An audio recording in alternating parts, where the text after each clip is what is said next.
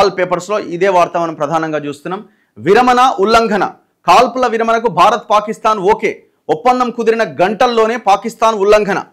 రాత్రంతా జరిపిన చర్చలు ఫలించాయి. ట్రంప్ వెంటనే విదేశాంగ శాఖ మంత్రి దార్ సమర్థన.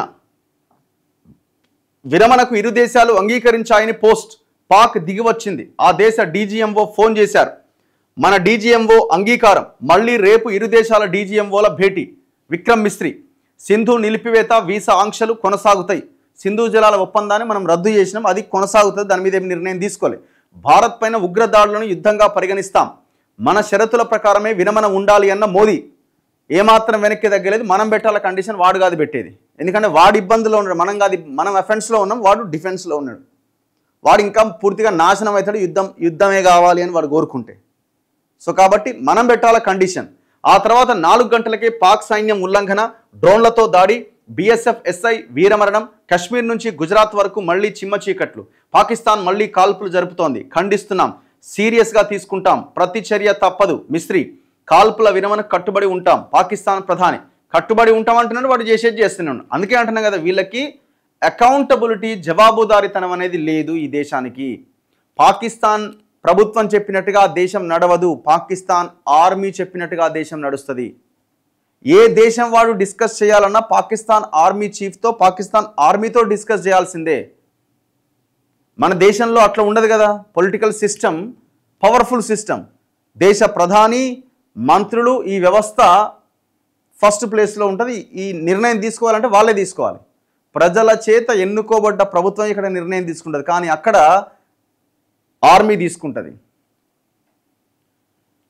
మన దగ్గర సైన్యమైనా త్రివిధ దళాలైనా ఖచ్చితంగా ప్రభుత్వానికి రిపోర్ట్ చేయాల్సిందే.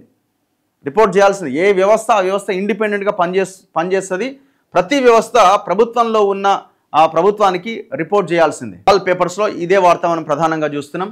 విరమణ ఉల్లంఘన, కాల్పుల విరమణకు భారత్ పాకిస్తాన్ ఓకే, ఒప్పందం కుదిరిన గంటల్లోనే పాకిస్తాన్ ఉల్లంఘన. రాత్రంతా జరిపిన చర్చలు ఫలించాయి. ట్రంప్ వెంటనే విదేశాంగ శాఖ మంత్రి దార్ సమర్థన.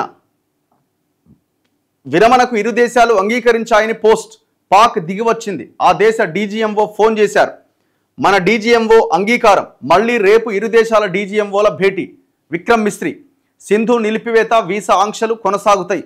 సింధు జలాల ఒప్పందాన్ని మనం రద్దు చేసినాం, అది కొనసాగుతుంది. దాని మీద ఏం నిర్ణయం తీసుకోవాలి. భారత్ పైన ఉగ్రదాడులను యుద్ధంగా పరిగణిస్తాం. మన షరతుల ప్రకారమే విరమణ ఉండాలి అన్న మోదీ. ఏమాత్రం వెనక్కి తగ్గలేదు. మనం పెట్టాల కండిషన్, వాడు కాదు పెట్టేది. ఎందుకంటే వాడు ఇబ్బందులో ఉన్నాడు, మనం కాదు. మనం అఫెన్స్లో ఉన్నాం, వాడు డిఫెన్స్లో ఉన్నాడు. వాడు ఇంకా పూర్తిగా నాశనం అవుతాడు. యుద్ధమే కావాలి అని వాడు కోరుకుంటే. సో కాబట్టి మనం పెట్టాల కండిషన్. ఆ తర్వాత 4 గంటలకే పాక్ సైన్యం ఉల్లంఘన, డ్రోన్లతో దాడి, బీఎస్ఎఫ్ ఎస్ఐ వీరమరణం. కశ్మీర్ నుంచి గుజరాత్ వరకు మళ్లీ చిమ్మ చీకట్లు. పాకిస్తాన్ మళ్లీ కాల్పులు జరుపుతోంది. ఖండిస్తున్నాం, సీరియస్గా తీసుకుంటాం, ప్రతి చర్య తప్పదు. మిస్త్రీ.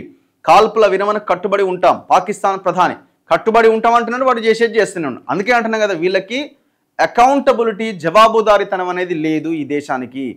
పాకిస్తాన్ ప్రభుత్వం చెప్పినట్టుగా దేశం నడవదు. పాకిస్తాన్ ఆర్మీ చెప్పినట్టుగా దేశం నడుస్తుంది. ఏ దేశం వాడు డిస్కస్ చేయాలన్నా పాకిస్తాన్ ఆర్మీ చీఫ్తో, పాకిస్తాన్ ఆర్మీతో డిస్కస్ చేయాల్సిందే. మన దేశంలో అట్లా ఉండదు కదా. Political system powerful system. దేశ ప్రధాని, మంత్రులు, ఈ వ్యవస్థ ఫస్ట్ ప్లేస్లో ఉంటుంది. ఈ నిర్ణయం తీసుకోవాలంటే వాళ్ళే తీసుకోవాలి. ప్రజల చేత ఎన్నుకోబడ్డ ప్రభుత్వం ఇక్కడ నిర్ణయం తీసుకుంటుంది, కానీ అక్కడ ఆర్మీ తీసుకుంటుంది. మన దగ్గర సైన్యమైనా త్రివిధ దళాలైనా ఖచ్చితంగా ప్రభుత్వానికి రిపోర్ట్ చేయాల్సిందే. ఏ వ్యవస్థ ఆ వ్యవస్థ ఇండిపెండెంట్గా పనిచేస్తుంది. ప్రతి వ్యవస్థ ప్రభుత్వంలో ఉన్న ఆ ప్రభుత్వానికి రిపోర్ట్ చేయాల్సిందే.